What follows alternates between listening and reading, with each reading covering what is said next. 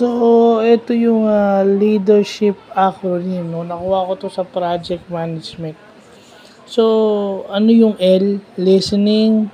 E, empathizing. A is acting intentionally. So, ibig sabihin, kasi tayo minsan, acting intentionally masama. Pero acting intentionally is yung mabuti. Yung mabuti dapat. Kaso, minsan, yung intention natin ay mabuti, pero yung nagiging resulta masama dun sa tao. So, dapat yun ang pinag-iisipan natin o dun sa project.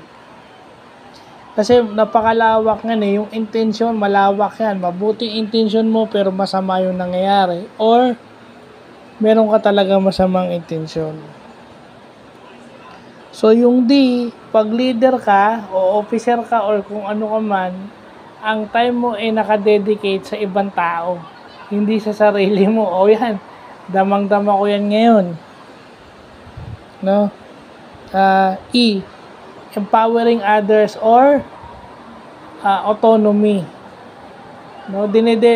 Hinahayaan mo sila. You delegate tasks to them, ina-assign mo yung task sa kanila, and then bahala sila kung paano nila gagawin. Pero accountable sila sa'yo. R, syempre, ikaw ang magpapadali ng kanilang mga trabaho.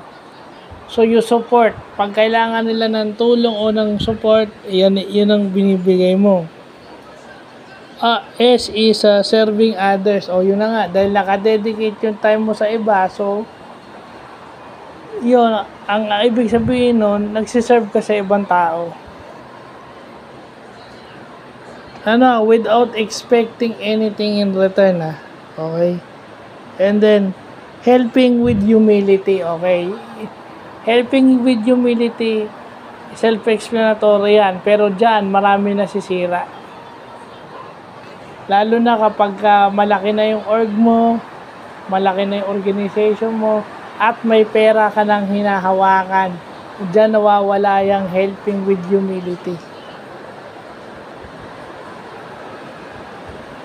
Okay?